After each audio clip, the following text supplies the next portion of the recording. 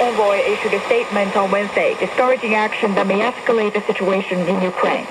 China's permanent representative to the United Nations, Jiang Jun, made the remarks in an explanation of votes after the adoption of resolution on Ukraine by the UN General Assembly. Jiang says the top priority right now is to ease the situation on the ground as much as possible and prevent the situation from escalating or even getting out of control. The World Health Organization has warned that the ongoing Russia-Ukraine conflict is likely to drive COVID-19 transmission ever higher and in turn increase the risk of large numbers of people developing severe disease. Is the military operation. Here's the panel we invited. In Washington, D.C., William Li, Chief Economist of the Milken Institute. In Hong Kong, Hong Hao, Managing Director and Head of Research at BOGGLING International. In Beijing, Professor Michael Powers from the Department of Finance at the School of Economics and Management in Tsinghua University. And also in Beijing, Liu Baocheng, Dean of the Center for International Business and Ethics from the University of International Business and Economics. I'm glad to be joined by William Li, Hong Hao, Michael Powers, and Liu Baocheng. Gentlemen, welcome to the program. Let me start by asking, how much do you think there would be the possibility of the collapse of the Russian economy as a result of latest sanctions and the swift actions? Mr. Li. I think the impact on Russia is going to be really significant. Russia has been treated to sanctions in the past, and I think all the time, the last several years, it's learned to adapt its economy to live more autonomously. But nevertheless, Russia still depends a lot on Western trade.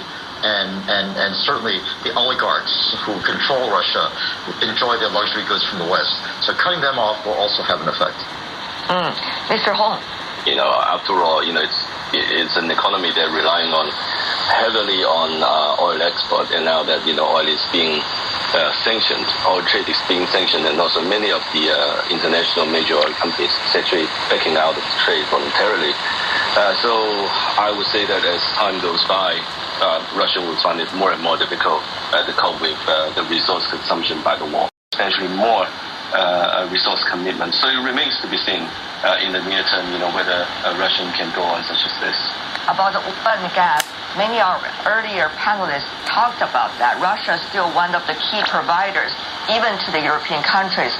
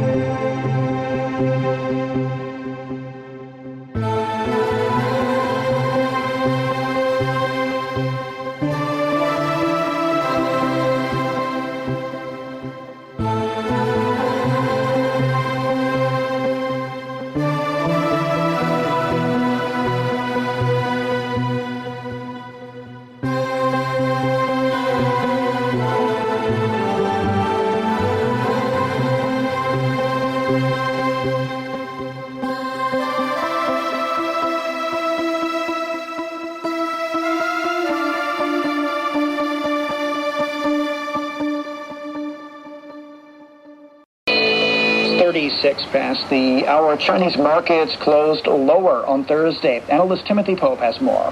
The Chinese mainland markets underperformed. They continued their slide on a mix of continued Russia-Ukraine conflict worries, concerns about COVID and lackluster data. The Shanghai Composite closed pretty flat, though, down by less than 0.1%. The small-cap China export lost another 1.5%, though. We still had some gains for oil refiners. Of course, Brent crude continued rising past $117 a barrel. PetroChina adding another 1.5% on that. But the top-shelf consumer shares like Weijiu Multi were leading blue chips lower today. Infrastructure, military targets. We've also had some sense of response from the Kremlin about these sweeping sanctions that have been imposed by the US, the UK, and the European Union and other Western allies. The Prime Minister of Russia, Mikhail Mishustin, has said that he is taking personal responsibility, personal charge for the response to these coordinated actions by Western governments, and saying that the pressure that is bearing down on the Russian economy will, in his belief, subside. A degree of calm and control, and I think that's really worrying people as to what might happen next. So the IEA status is limited. It's necessary, but it doesn't look to be sufficient. A rather passive reliance on the Russians, believing that they needed the trade and they would always supply the gas. Now we're dealing with someone who is irrational, who is doing things that are very threatening, and people are reacting accordingly, and that will affect the energy market. So, I mean, seeking diversification is, of course, one thing, but realistically... Reliance on the supply of oil and gas from Russia, so that's going to reverberate over the entire supply chain. And more profoundly, I think it's going to impact the structural portfolio of the whole world. When the oil and gas prices are really on a high bar, the rich countries can have better access, but poor countries are left even more in desperation to the excess of oil and gas in terms of supporting their industrialization process. I think that ultimately it's a question of what Russia can do to insulate its economy in the short run. From the Russian side, from the West, what's the degree to which they can free themselves of dependence on Russian fossil fuels. My thinking is that although there's disruption and there will be chaos in the Russian economy as a result. This is the end of today's program. I'm Tony Reed in Beijing, and I hope you'll join us every day to learn English at a slower pace.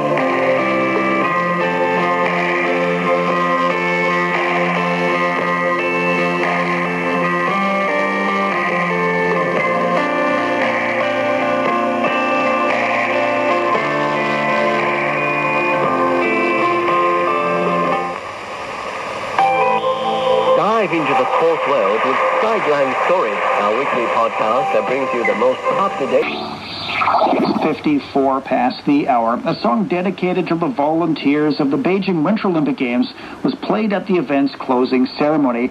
Li Yunqi spoke with singer Xu Peiru about the stories behind the creation of that song. You can see the world. Hello, I'm Xu Peiru. I'm a musician from Jiangxi province. Now I live in Shenzhen. I'm a singer, a recording assistant, and a vocal producer. Now I run this music studio with my friend. Why did you decide to create this song for the Beijing Winter Olympics? To really take stock of where Russia stands in the international order. One characterization, even though you mentioned earlier that the world order and the changing the world order is very complex, the nuclear capability is the biggest leverage it's got in The speculators, if you want to call them that, they are thinking that things could get worse because of this instability in Moscow and the consequences of everything that's happening. And I think if that view is right, the Saudis and generally will be amid a price surge caused by the Ukraine crisis. The petroleum release is smaller than the initial consideration of 70 million barrels and will include... Putin seems to be in a very angry mood and to be kicking out in all directions, and that could really disrupt supply right across the world. Okay, yeah, we will talk about some political issue later on in our discussion. But first of all, on the part of the United States, what do you think is the main consideration behind this decision? Is it about seeking more room to target the energy sector of Russia as part of the economic sanctions, or, for example, trying to curb the oil prices domestically in the United States? I think it fits both agendas. I think it does give the American government more chance to impose sanctions on the oil and gas industry, which they haven't done really so far. And yes, they must be concerned about oil prices that are rising again this morning, and the risk that... With the great efforts made by the staff today become one of the great platforms for policy debate and information dissemination. And I wish today have an even broader